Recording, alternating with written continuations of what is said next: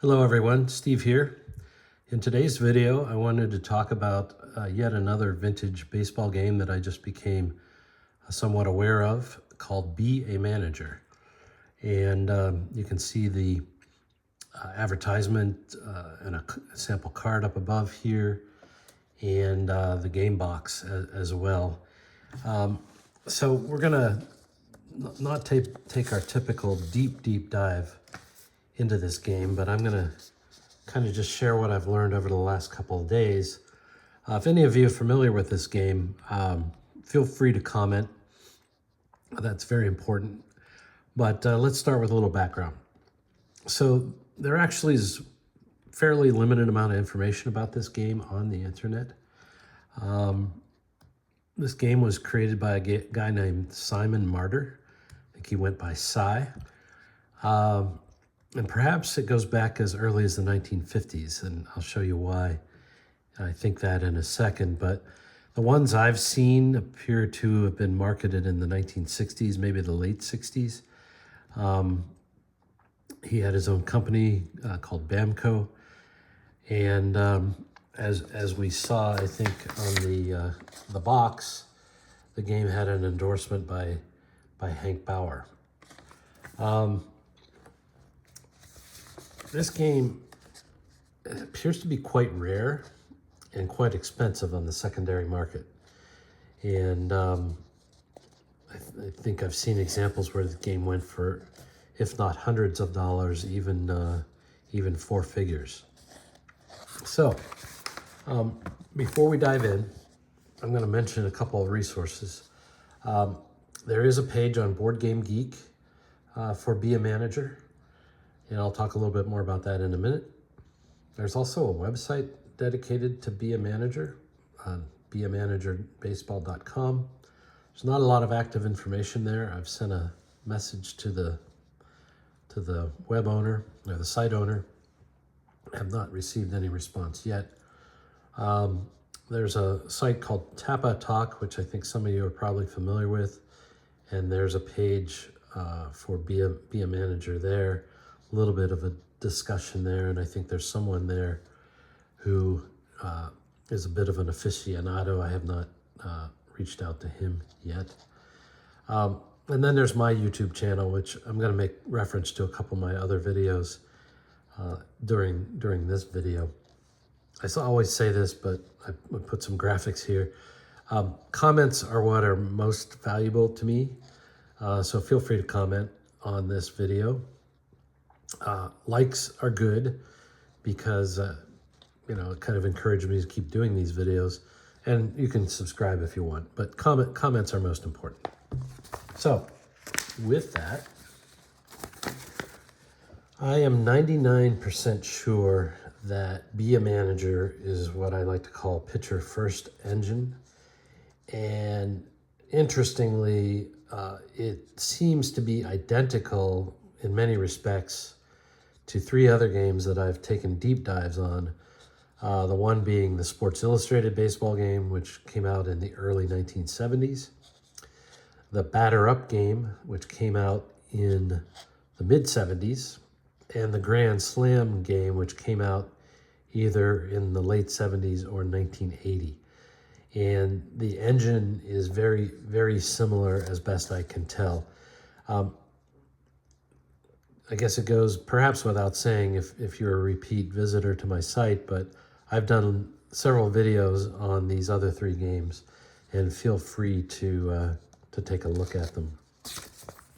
So, BAManager. Let's first start with how the dice are configured. So BAManager uses 3 D6 dice, and they're read low to high. And so you can see this actual chart on the right, which apparently came with the game, which described how to read the dice, which is low to high. And that creates 56 unique dice rolls when you read dice low to high. And he numbered each of those from 1 to 56. So what you would do is you'd roll the dice, look up on this table what 2-digit number corresponded to that dice roll, and then from there you would read the results. I've said this before, I meant to put it on a slide, but I don't know if I could find it here quickly. Each dice roll has a probability of 1, 3, or 6 chances out of 216 of occurring.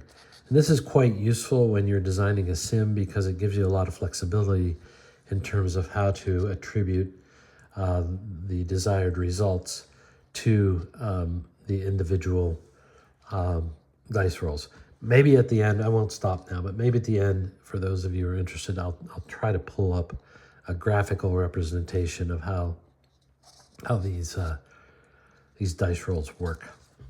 Oh, and just as an aside, just to show you that nothing is new under the sun, the other game that I found that used this exact same configuration was History Maker Baseball, which some of you are familiar with, and I also have videos on History Maker Baseball, but it used the exact same dice roll and dice reading mechanism.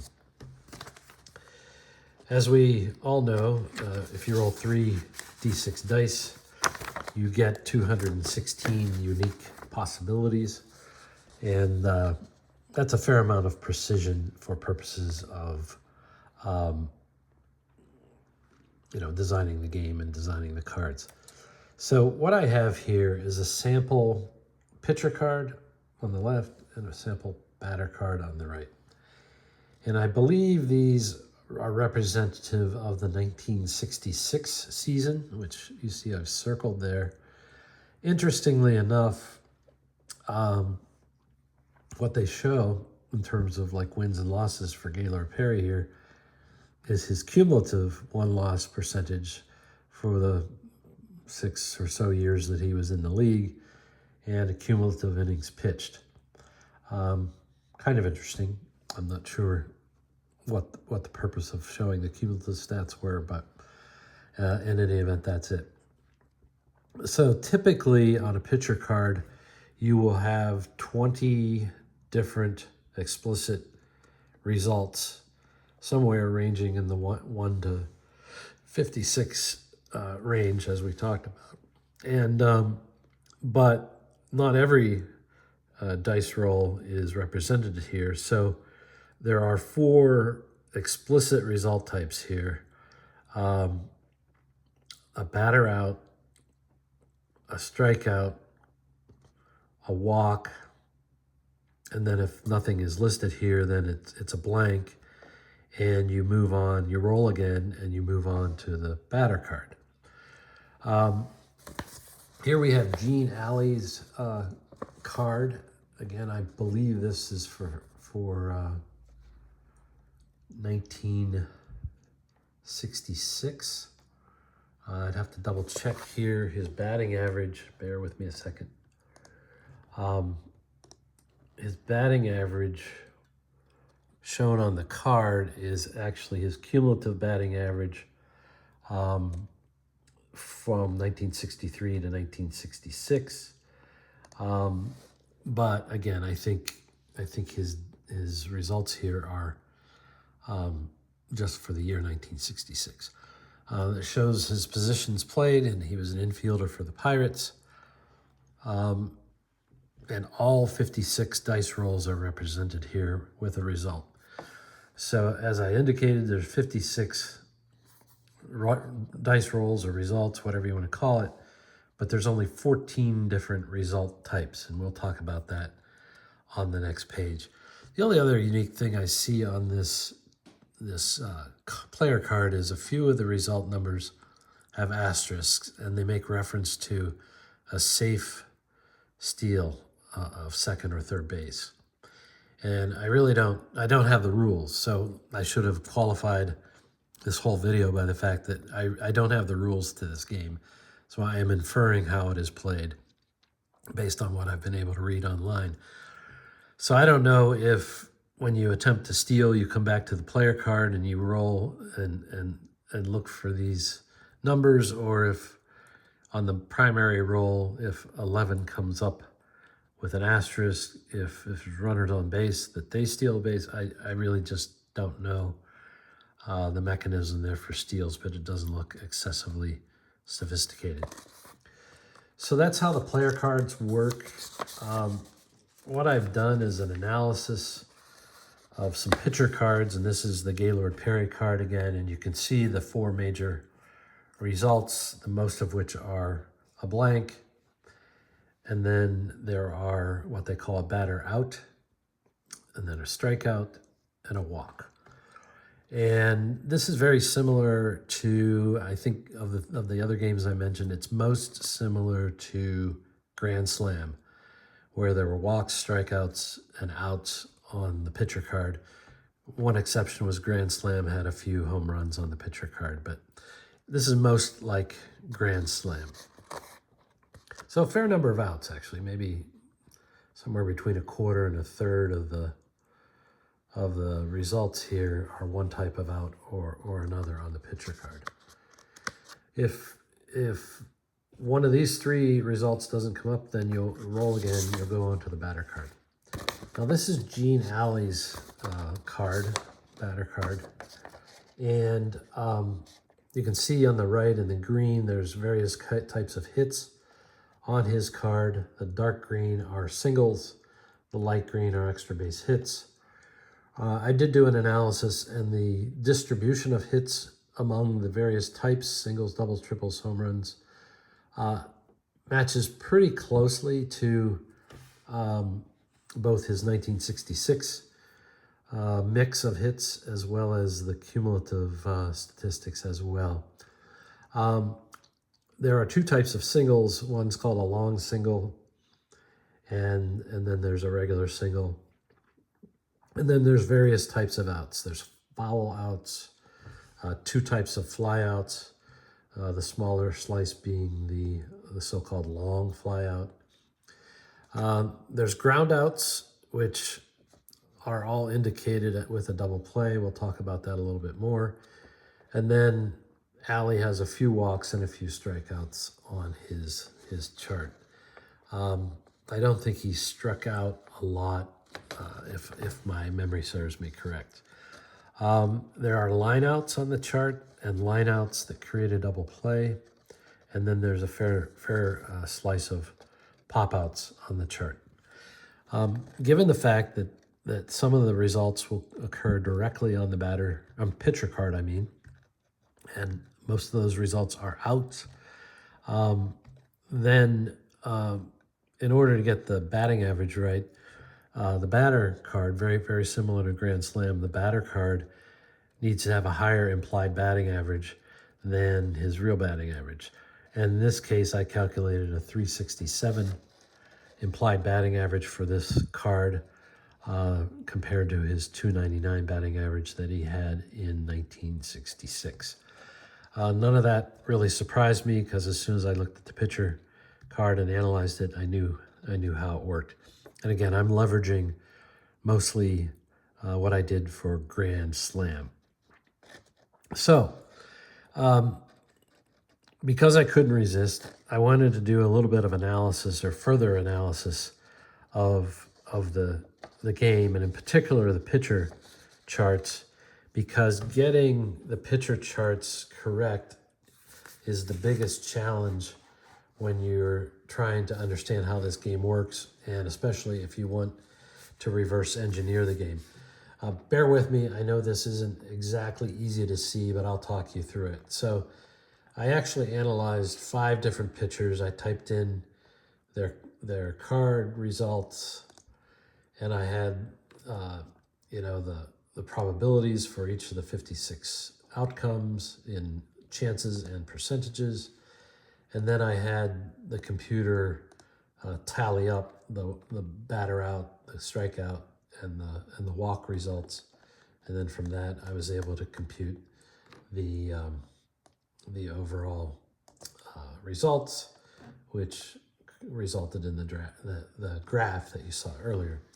I also downloaded from Baseball Reference the so-called batting against statistics, which we have available to us now. It's possible back when this game was created that they had the more typical pitching line, which was innings pitched, hits, walks, strikeouts, etc. And But it's easy enough from that data to come up with a good estimate of plate appearances, which is what you really need to analyze a game like beamanager. So I did some stats. I adjusted the plate appearances to take out intentional walks and sacrifices. I logged in their ERA, their batting average against statistic, and then I took walks as a percentage of adjusted plate appearances and strikeouts as a percent of adjusted plate appearances. And then I actually did hits as a percent of adjusted plate appearances. So what I ended up doing then is I plotted, very much like I did with the reverse engineering of Grand Slam, I plotted the walks against the adjusted plate appearances as a percentage. And you can see there's a pretty high correlation. The walk chances on the pitcher card, Gaylor Perry in this case, well, all five of them actually, pretty tight correlation, 94% R squared. So I was pretty happy with that. And when I did the first four pitchers for strikeout percentage, I had a similar situation with strikeouts, but then I added Wayne Granger, and he had an extraordinarily high number of strikeouts on his card, and it totally blew up the correlation.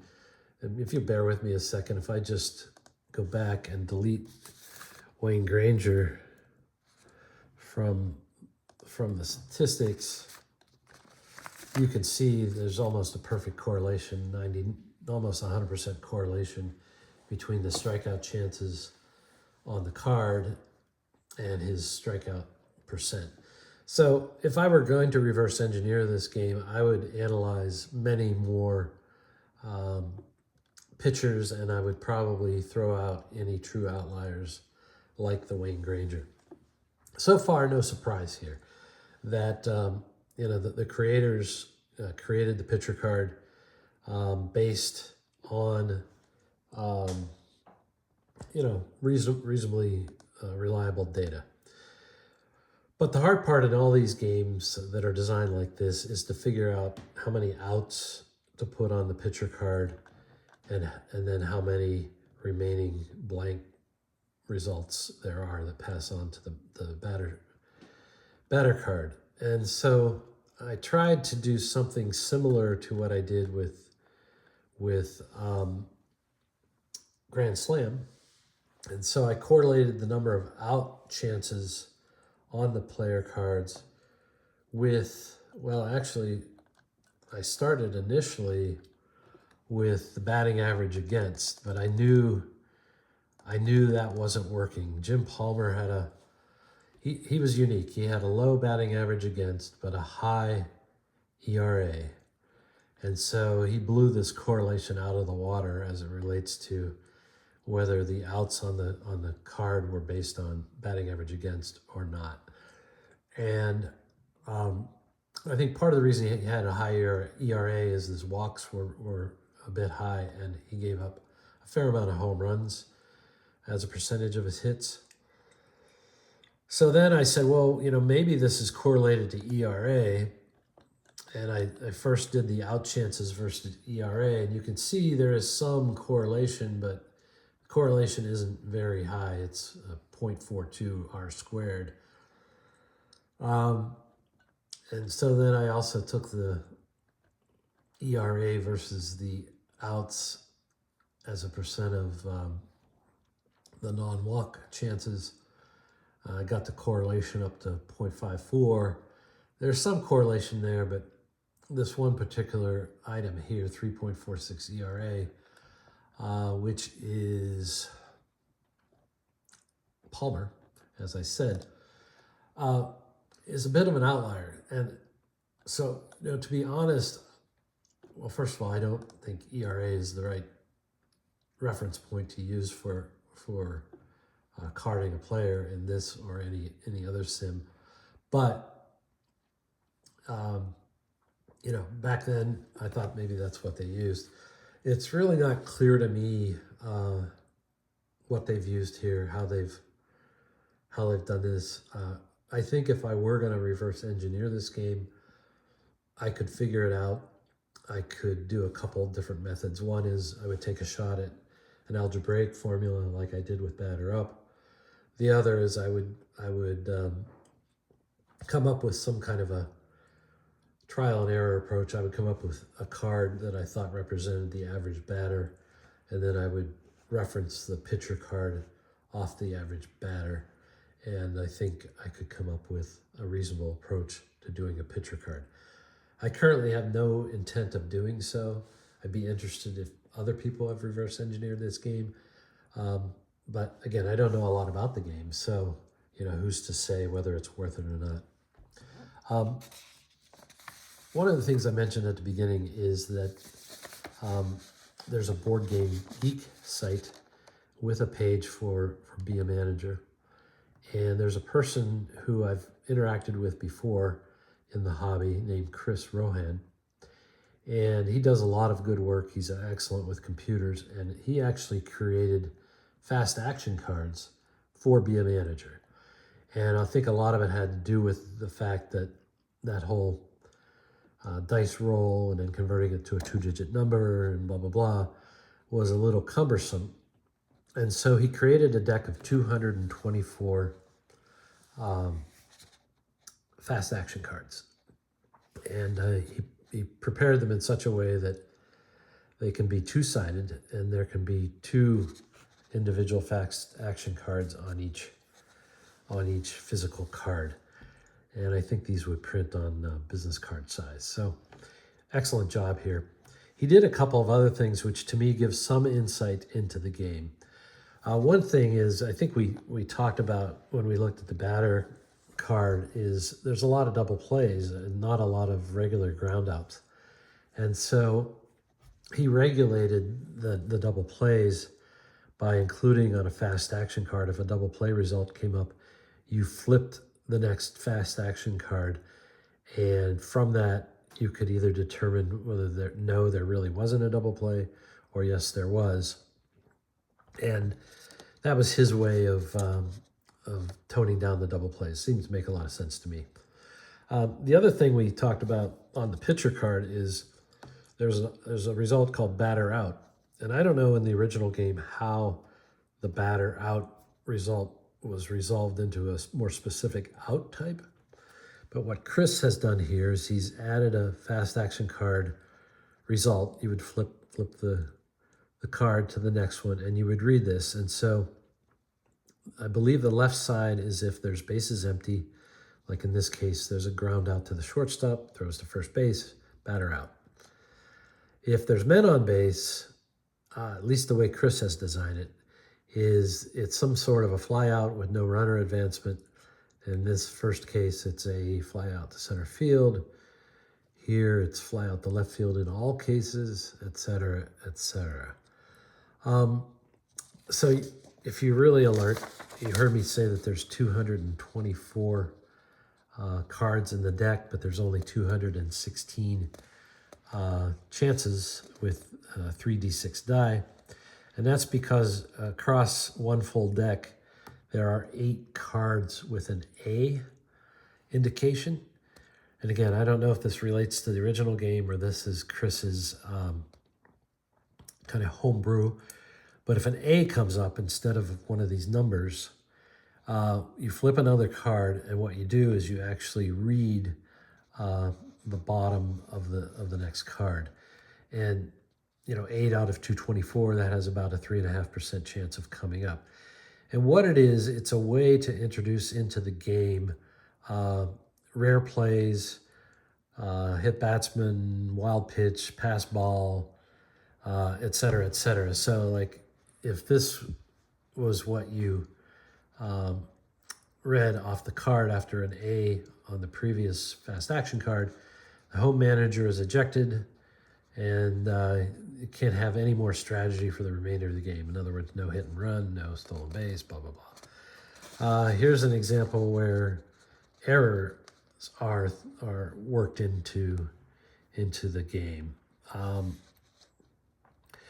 I don't have it here, but the there are certain situations where, at least in Chris's version, he is allowed for a kind of a gold glover to make a better play than a regular player.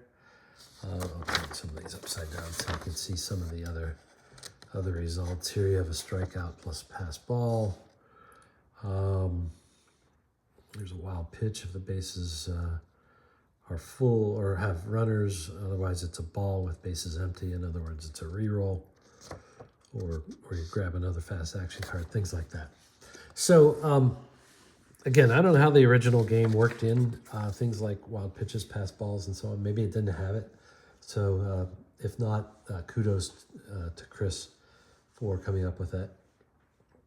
I think I said at the end, if you're still with me, I think I said I would show what the dice rolls looked like. I'm going to call up a file here, which I am not finding. Bear with me. I have drafted an article which may be in the upcoming Sports Sims magazine, where I talk about